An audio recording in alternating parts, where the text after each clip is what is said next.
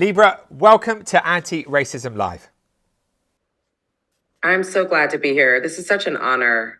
I'm just so excited to be part of something that I have been spent probably the past couple of years really drilling into what it means to be an anti-racist. And so to come together and be part of this with so many fantastic leaders in the community that's driving this work, it's just such an honor. So thank you. Fantastic. Could you tell us about your work and your mission? Yeah.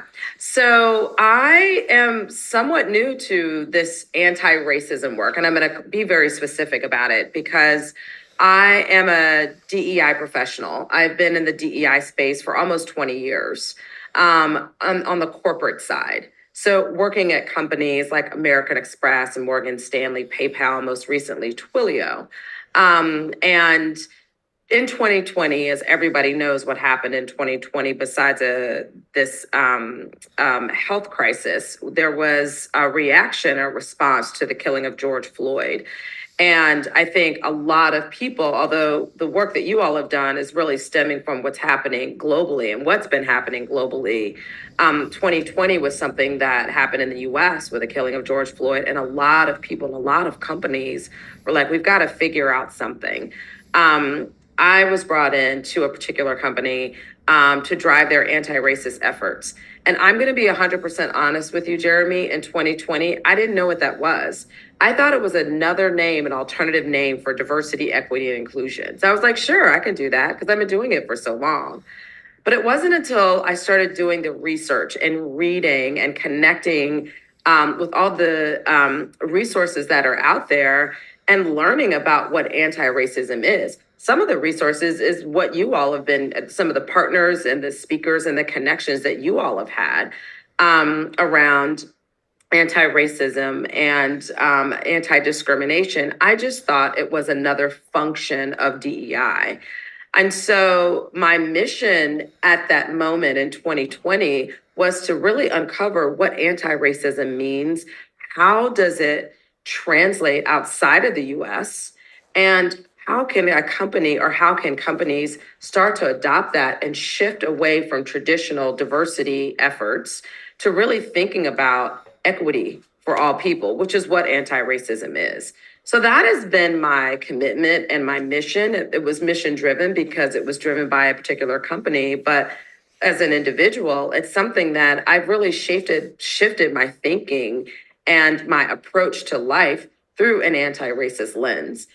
I would also say I give a lot of credit to Ibram Kendi's book, How to Be an Anti-Racist. I read that book cover to cover more than once. And there's also a workbook on what it means to be an anti-racist. And again, very US, but it allowed me to put some context into the word and to really start to build out what our mission was to ensure that every single decision that was made was done in a very equitable way. And it sounds very easy, but it's a lot harder because decisions that people make have an impact on marginalized communities all the time.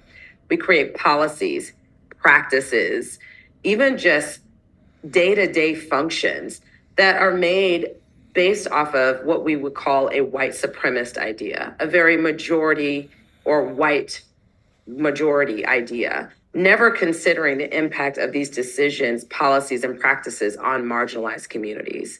And so it's been my mission going forward to think about that in every single thing that I do, in every corporation that I work in, and every single entity that I'm participating in.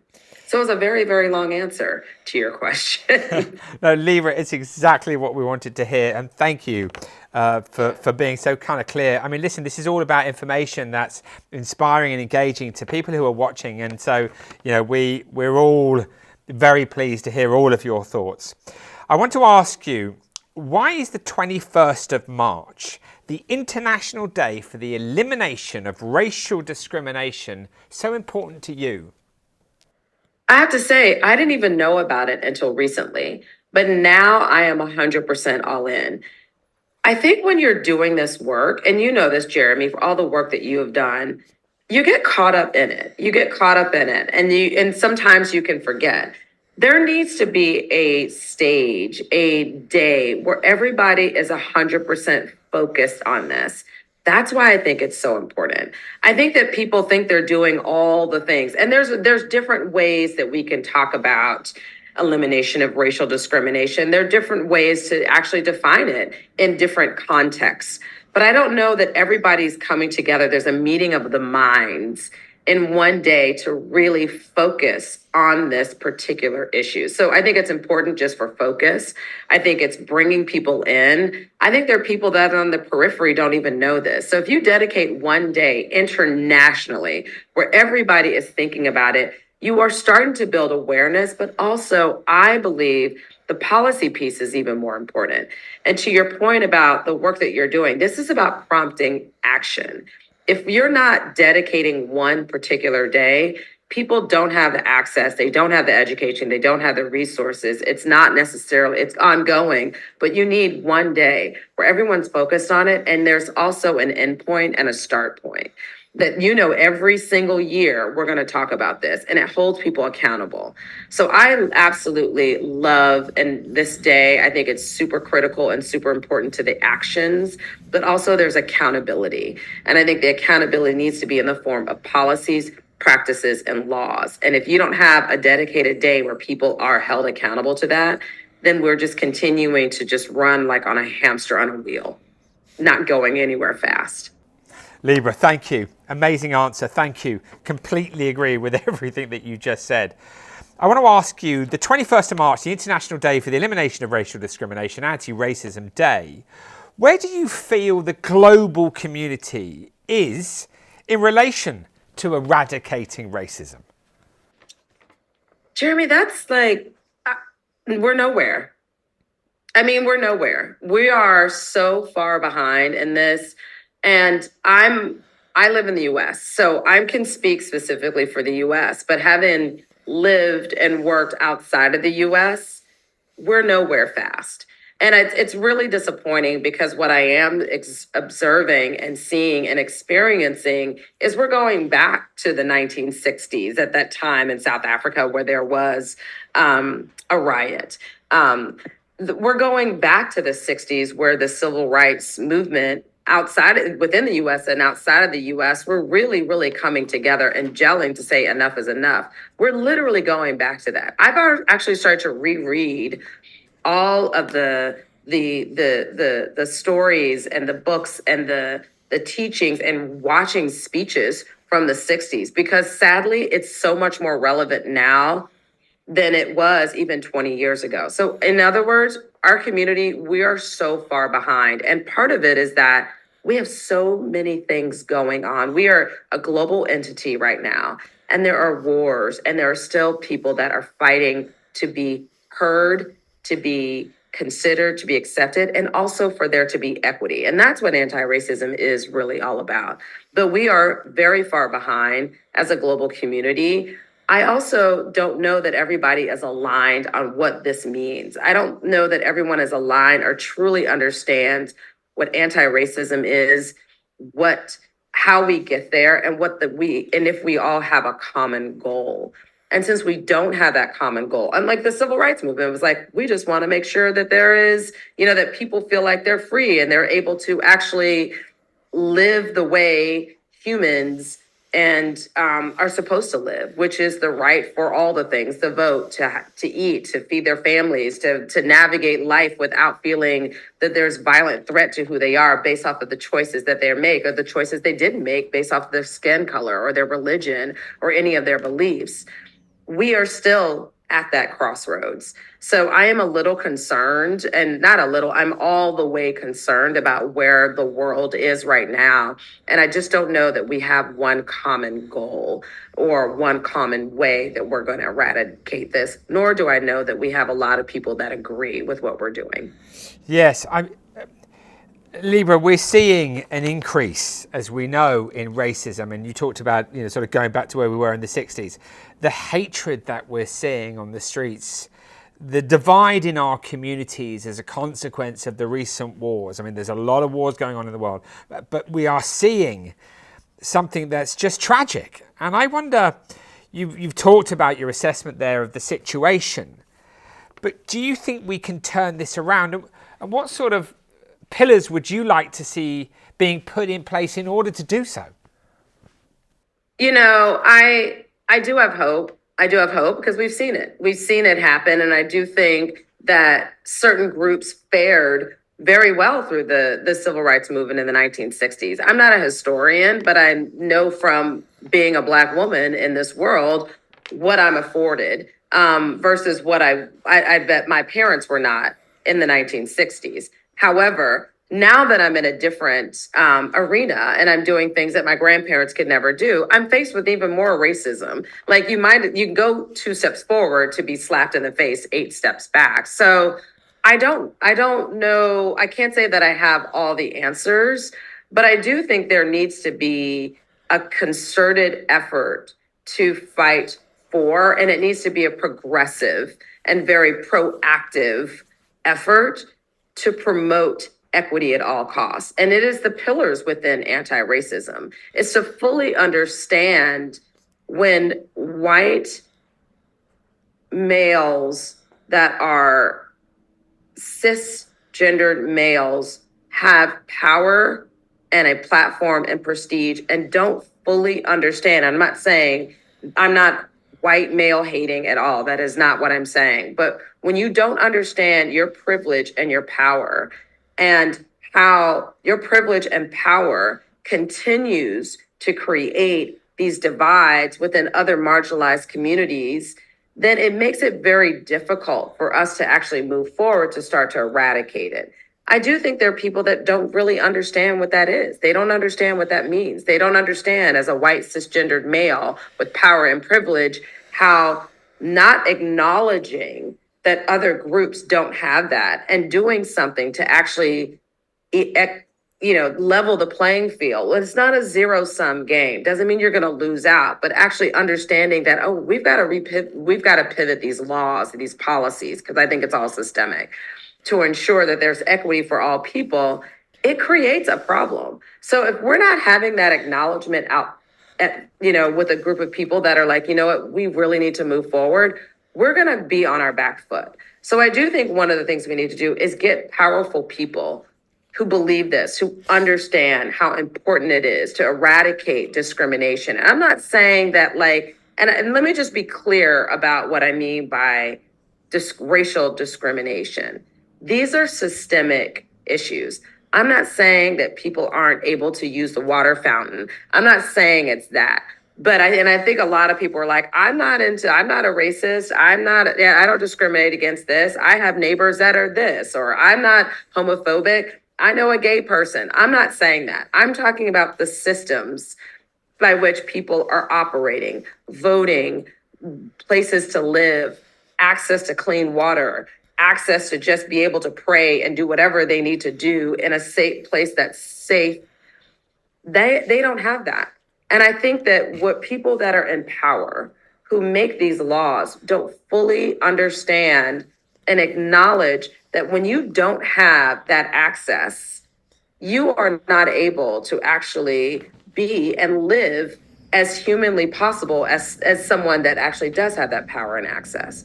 When we have those individuals who are in power, who fully understand their privilege, doing something and promoting this and doing what they can to help to shift those laws and policies that create inequities within the marginalized communities, we're not going to be able to get anywhere. So I do think that's one thing. We need a group of powerful white cisgender men who have power and privilege to help drive this work, because they are the ones that set and make the laws and the policies. And we're not trying to take anything from anybody. We just want to be able to have an equitable point of view and to have equity as it relates to day-to-day human existence. That's the first thing. I think the second thing is everyone coming together to fully understand what that means. There's so much infighting, Jeremy. So much infighting. It's like, it's fighting this. It's Latinx people are fighting such and such. trans people are fighting people that identify as non-binary. I mean, it's just so many things that like we can't even come together to say, hey, and I understand why there's levels within each particular marginalized community that is making it very difficult. I get it. But if we can't come together and try to understand how we want to push forward with this work, we will not we will continue to have these days of peace without any accountability, without any move forward movement. So I do think there needs to be accountable group of powerful people who understand their privilege to drive this work and to help to say, you know what, we understand it. How can we make this better by shifting laws and policies and so forth? That's one thing. Second thing is the infighting within global communities and within different marginalized communities does not help. So it's like, I understand we need to reconcile. I'm not saying forget, reconcile within all of these different groups so that we can come together and and peacefully figure out how we create a better human existence. But I don't think that we have a lot of people who care about that. And that is my concern, to be quite honest. Lybra, thank you. I think, I guess the education system too, of course. Do we think, I mean, it's amazing, isn't it, that a sort of a privileged person can get to a point where they don't really understand the impact that they can truly make and perhaps if they knew they would like to do so, one hopes, right? So therefore... Well, they're also afraid. I mean, honestly, like if you think about it, if you talk to people, they're afraid they're going to lose everything. Their point of view is, wait a minute, I worked really hard. People work really hard. Not giving that. I totally align with people that work really, really hard for what they get. Totally get it. But there are people that don't work very hard and they get whatever they can get and they soar and they don't take anybody along with them. But there are people that are like, I work really hard. No, I am not willing to give up anything to a group of people that I don't believe work as hard as I do.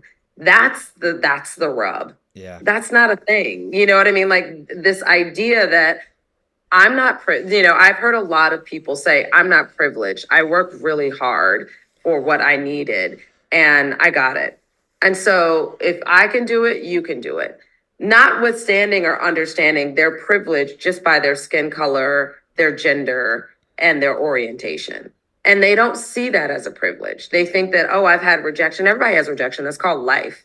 But because it's been a little bit easier for you to navigate through life, they don't see that. And that's becoming a problem. So educated people, even still, they're like, I'm not willing to. So I just remember someone saying this. It's like, it's the zero sum game. This idea that because I made it, if you want to make it, I'm not willing to give up anything for you to come up here as well. So it's like basically asking people that are sitting in first class, you get a first class seat and on a plane. And the idea is that, oh, well, you want to sit in first class too? Then you got to work hard to sit in first class. And that's okay to sit. That's okay. But I think part of it is they're like this idea that if you're sitting in first class on a plane and equity in some people's ideas, even the most educated, is that they're now saying, now I'm going to have to sit and coach with everybody else. That's what they think anti-racism is. Or that's what they think, leveling the playing field. No, what we want is to make sure that everybody has access to first class too. We want access to capital. We want access to clean water, to good education, to appropriate information, to be able to live a life and go and worship the way we want to worship. And I think part of that is getting people to fully understand that just because you're privileged, that's wonderful. That's great. People want that same support, not necessarily privileged, to be able to sit in first class as well. But that's something that people just don't seem to understand, that there is a huge disconnect between making sure everyone sits in first class, or I'm just going to be in first class and you all have to figure out how to get there. Or if I do something to help you to be in first class, that might push me back to coach. And that's what I think, and it's maybe not the best example, but I feel like that one sits with me a bit because I think that's where the disconnect is. And a lot of people are feeling that way. So even the most educated people at all the top schools in the world are like, I'm not interested because right now I'm losing out and I don't want to lose anything. So right now y'all have to sit and coach. Well, I think you've made it very clear, and I think it's a very good analogy, and I'm sure a lot of people, who are privileged will totally understand what you mean. So let's hope it resonates. And stay in first class, right? Yeah. So let's hope it. And by the way, I love first class too. Let's hope it resonates for as many people as possible. So, Lybra, I want to ask. Look, you've got a lot of wisdom on this issue. You've thought it through. You've experienced it. You've had an incredible career and have a deep understanding, and you're working on that clearly every day, and you're clearly going to continue. And I feel very privileged to be able to listen to you. Genuinely, thank you.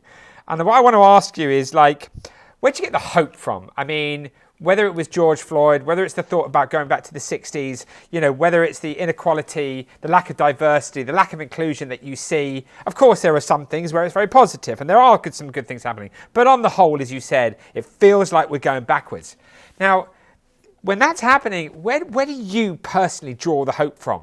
What is it? Is it something from the family? Was it a teacher? Was it books? I mean, where are you inspired? Just kind of keep on going. Right. I mean, it's a combination of things. One, I do believe it is family. It is family. It's my parents. It's my grandparents. I mean, I see where my grandparents were. They would never, none of them are living, but they could have never dreamt of what I'd be doing or even sitting on a Zoom call talking about anti-racism and not being afraid that someone was going to come and try to like murder me, or the fact that I'm in certain rooms and having conversations and sitting on boards and had a job focused on anti-racism when it was a thing to do. So I think that I am so inspired because of where I come from. And I'm inspired because I do believe that there are some really fantastic people out in this world that do want peace and reconciliation and really do believe that this is who we are meant to be as people. My parents are very, very active and have been active in this work around civil rights and anti-racism and so forth. My dad wrote a book about it most recently. So I think that I have the hope because I do believe people are humanly connected and really do ultimately, despite all of your history or lack of compassion, I don't think people are inherently terrible people. It's what they know and what they've been told. And I think that we are now in a fear-based society and everybody's afraid. Everybody's scared. People are afraid that they're not going to get the jobs. Like I heard something recently that, oh my God, my son didn't get a job. The son was white because of a diverse candidate. And now my son's not going to be able to provide for his kids. I'm like, A, you don't know that. B, that's false.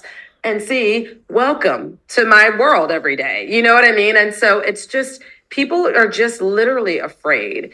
And I think right now we are in such troubling times just to see what's happening with governments and like wars and the fight on women's rights. Like everybody, it's just a very, very crazy time. People are afraid. They're literally afraid. And so what I've seen is the fact that if you want to learn something, learn from Black folks. We have been afraid for hundreds and hundreds of years, and we're still here. And so that's where my hope is from my history, my ancestors, my family, all of that. I believe in God. And so I believe that there is hope. And I also believe in this new generation. I think this generation Z has it. I think they are thinking about things differently. They've seen it all. They're experiencing it. And it's a world that is so uncharacteristic of the world that probably our generation, I don't know, I'd say I'm Generation X, probably we didn't think this. I didn't think this as like a 20 something year old. I didn't think the world would be this way. And I do think that this new generation is probably experiencing things and like, this can't be what this is about. So I have a lot of hope. I do. I do think it's going to be, it has to be a more structured, very, very structured and well funded effort where there is action. And I do think there needs to be a plan. And I think what happens within movements, unlike the civil rights movement, there's all these disparate plans. So everybody's doing 50,000 other things, and it doesn't mean the same. And so I do believe that there has to be, I have hope that there is one entity or several entities that are going to come together, which is why this day is so important to say, with a plan and a strategy. It doesn't have to be a leader. We don't need a Gandhi or MLK, or maybe we do, I don't know, but we need a plan and a strategy. It needs to be well funded and it needs to be aligned with just one basic thing, which is around the elimination of racism in my mind. Thank you, Lybra. Can I ask you, finally, to the person who is feeling disempowered, maybe perhaps feeling like I'm just one person, what real impact can I make? Who's dealing with the difficulties of money and just the issues of life, and there's a lot of people like that in the world, sadly.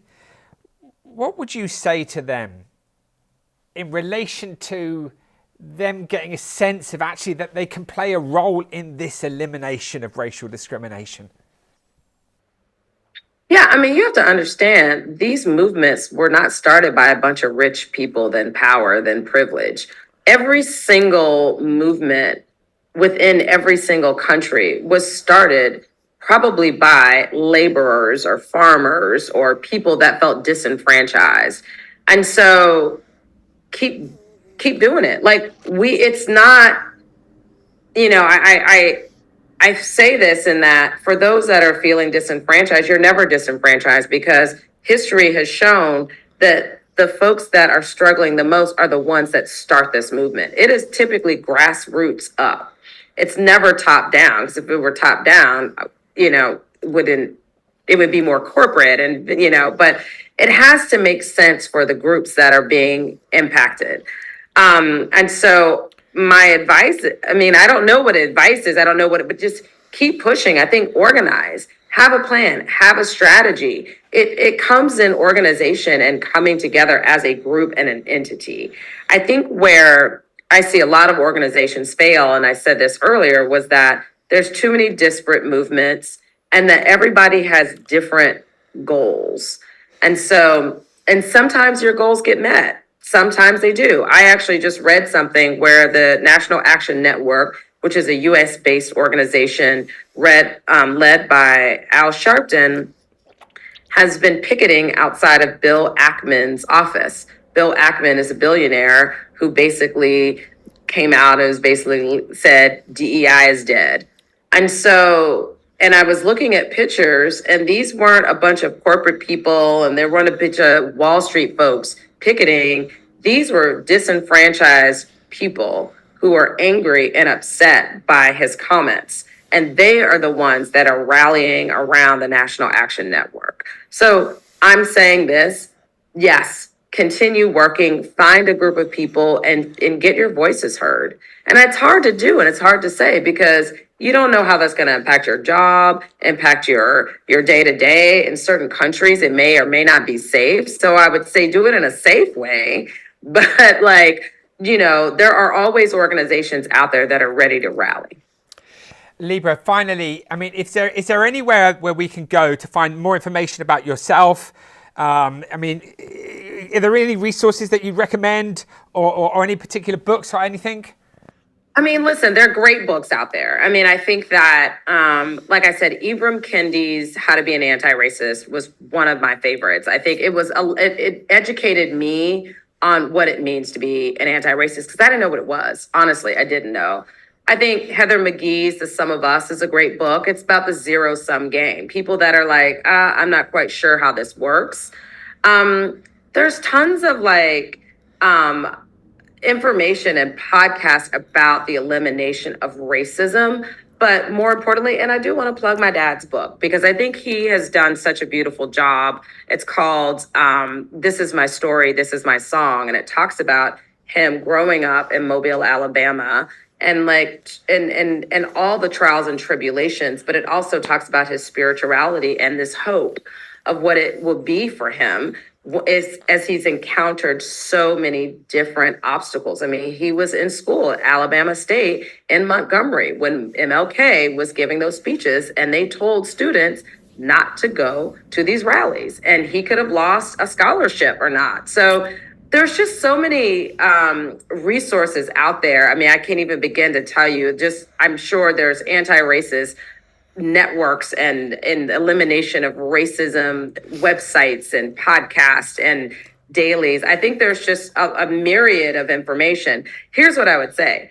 You can information yourself all day, but if you are not ready in here to hear the truth, and if you are not ready and really in a space of like being centered and open and in that learning mindset and that abundance mindset, you can read all day and nothing will happen. So it has to start from like really within who you are and really be able to encounter some very, very interesting and startling information about yourself for you to actually start to make a difference. And that's something that I learned quickly in the corporate sector. Everybody wants to be told what to do. They're like, tell me what to do. If you're not ready, if you're not in a place to combat all the information, the misinformation about other people and marginalized communities, about yourself, if you're not ready to accept privilege, or to understand your privilege and what that means and how hurtful that is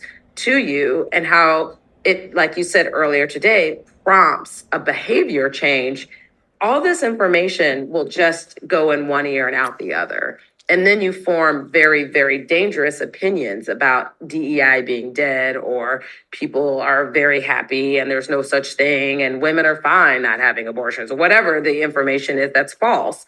You have to be ready to make a change. And so I urge people who are still trying to figure out how to be good stewards in this work, is it has to start from within. And if you are ready to do this work, those are the ones that naturally lead and naturally are able to shift their behaviors. Lybra, thank you so much for participating in Anti-Racism Live. It was an amazing conversation. I feel informed, inspired and engaged. It's exactly what we wanted. We wish you the very best on your journey and look forward to catching up in the future. Thank you so much. I appreciate it. This is such an honor. Good luck, Lybra.